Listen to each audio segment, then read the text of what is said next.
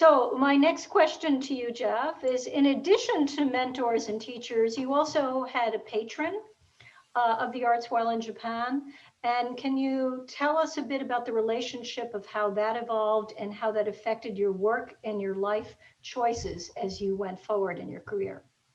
Sure. Can we have that next image? So this is an image of Kawamoto Nobuo. It was a very unique and special encounter I had that led to an artist-patron relationship. So Kawamoto-san was a businessman living on the Japan seacoast, and he actually offered me the opportunity to come and live and work under his auspices. And it took a while for me to realize that this was a serious offer. But once I did, I found a piece of land, actually the top part of a mountain, that Kawa-san then bought for the project. And he told me later that he was actually very pleased that I had chosen this particular top of a mountain because it was part of his family's property up until the war. And after the war, during the occupation, it was taken away. And so he was very pleased to put this piece of property back into his land trust.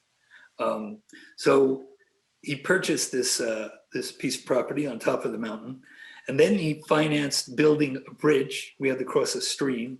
He had to build a stone buttress road to the top of the mountain. And then I designed a simple house that he built. He was the head of a big building corporation, luckily. And I designed a basic cinder block studio that he built. And then he financed my building of a small anagama kiln. And the relationship and the ensuing story has turned into a saga. It's a memoir that I've actually been working on for almost 40 years now. And I'll be putting out some audio excerpts of the story. I fell in love with the area along the Japan seacoast, and living there felt like Shangri-La. I learned by making lots of mistakes on my own. And Kawamoto-san actually became quite proficient in making pottery from visiting my studio so often. And then suddenly, after 3 very good years, the relationship abruptly ended, as in one moment to the next. It's a long, convoluted story that will be unfolded in the memoir, but that single moment caused me to rethink my life. And at that point, I decided I would return to the States. But still wanting more understanding of wood firing, I took the opportunity to spend a year at the newly built studio of Yamashita Joji, who was a friend and also an apprentice of Isazaki Jun. And following that year, I returned back to the States. Terrific. Obviously a seminal figure, but as we all know, relationships in Japan can be fleeting or they can be lifelong, and they do sometimes turn on a dime, and one never knows what precipitated the break. So, but fortunately you had such a supportive and influential patron at an early stage to set you on your course. Okay, great. Halsey, you both are well known as pioneering collectors of Japanese contemporary artists, but until a few minutes ago, most of our audience does not know that your initial focus was on acquiring the works of US regional ceramicists. And through the years, you acquired, I believe, more than 24 works by Jeff. How did you come to know his work, and what attracted you to acquire such a large body of work in the first place? Okay. We first started collecting ceramics, as you mentioned, in 1971, when we were living as newlyweds in North Carolina. And there was a pottery studio underneath my office that got us intrigued and started collecting. And then I became director of the North Carolina State Arts Council, and we traveled around the state and got to know a lot of the ceramic artists, especially those connected with the Penland School of Crafts up in the mountains. We moved to New York in 1979, and we met Jeff at a wood-fired ceramics symposium at Japan Society in 1987. And if we can have the next slide, please.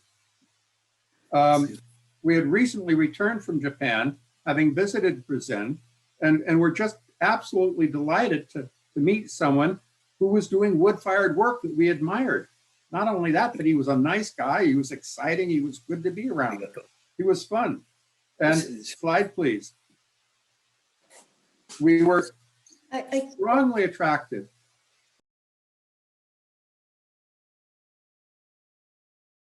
to the bold forms that he was making and the rich brown earth tones, the red highlights resulting from the ash deposited on the kiln, as you were describing earlier, Joan.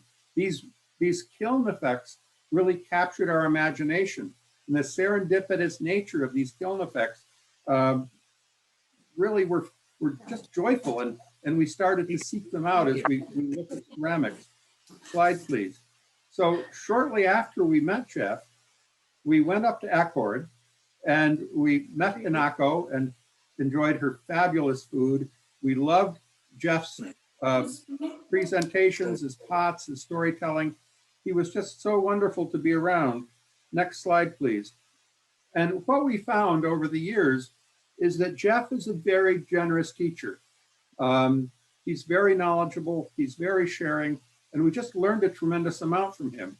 And based on that knowledge he gave us and helped us achieve over the years, we began to collect significant numbers of wood-fired ceramics, both American and Japanese. And these are just some of the pieces we've collected other than Jeff's over the years. But we had many works by Jeff as well. Back to you, Joan.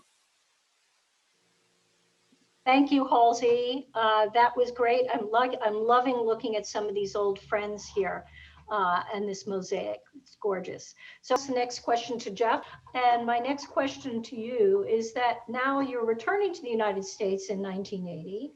And this is a quote from you. "I believed everything must be done in the traditional way. Kick wheel, wood firing kiln, yakshime, and emphatically no slips or glazes. This is what I studied and learned in Bizen. I now take the freedom to use whatever material, forming technique, and firing method that I now feel will best serve the concept of the work I choose to make," unquote. So what were some of the breakthrough moments at which you could feel you could defy this training that you've had and depart from all that you've learned from Bizen? Okay, well, that's a lot, but let me see what I can do. Well, upon returning to the US, I found this property where we are now in the Hudson Valley. This is where we still live today, and living with my wife, Hinako.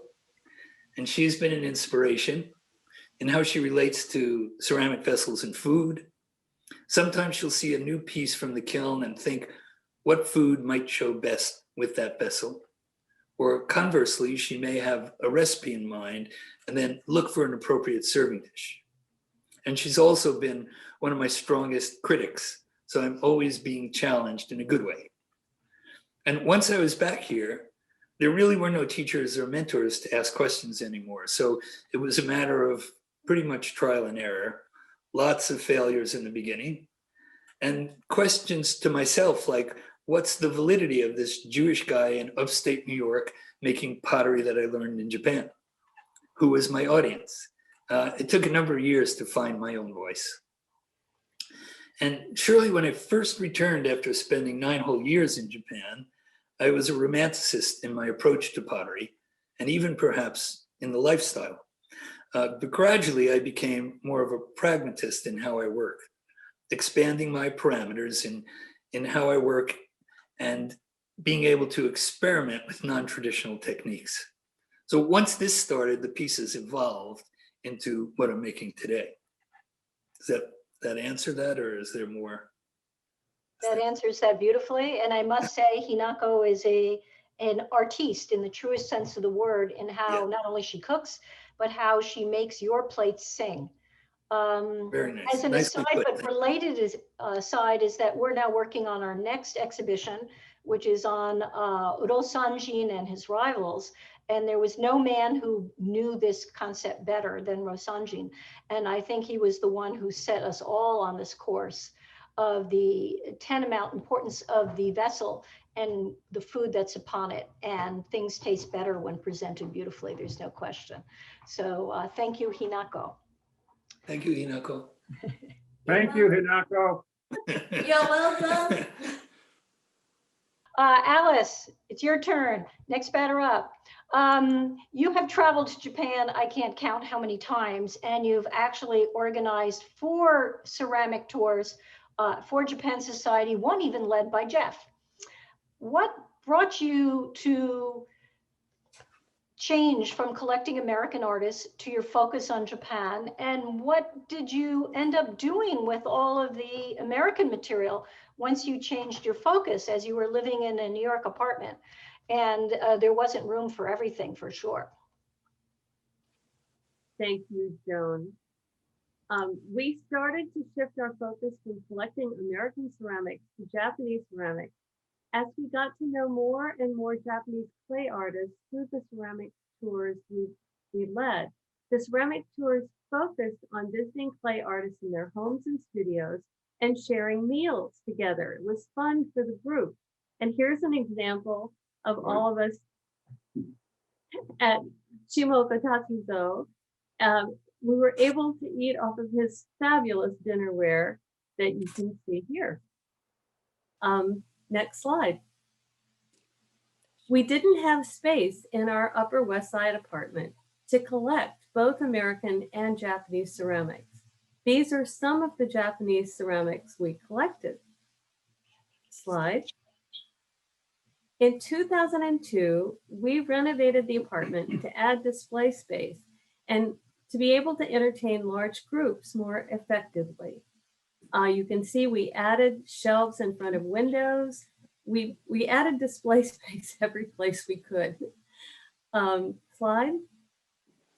Before the renovation started, we gave much of our American collection to the Mint Museum of Craft and Design in Charlotte, North Carolina, where we had started collecting. Slide. That opened more space to collect Japanese clay. Back to Joan. One thing you didn't mention is that Japanese ceramics have boxes. And I really would like it if you could tell this audience how every single piece here has a footprint that's bigger than what that piece is. And what did you do with all of those boxes? What a wonderful question. You can see a little, let's go back 2 slides. So you can see under the shelves, that's all box storage. And you can see in the living room, it's just surrounded by box storage. And then we actually took the 3rd bathroom, took out the bathtub, and turned it into box storage. So the biggest boxes went in the bathroom. But yes, box storage is extremely important. And obviously then we did have to buy some storage up the street and carry the boxes up and back. Thanks, Alice. I don't have a client who doesn't complain about the problem of boxes, but no one has been more creative than you and Halsey on finding ways to fill every part of your wall inside of your walls to make them more practical. That's great.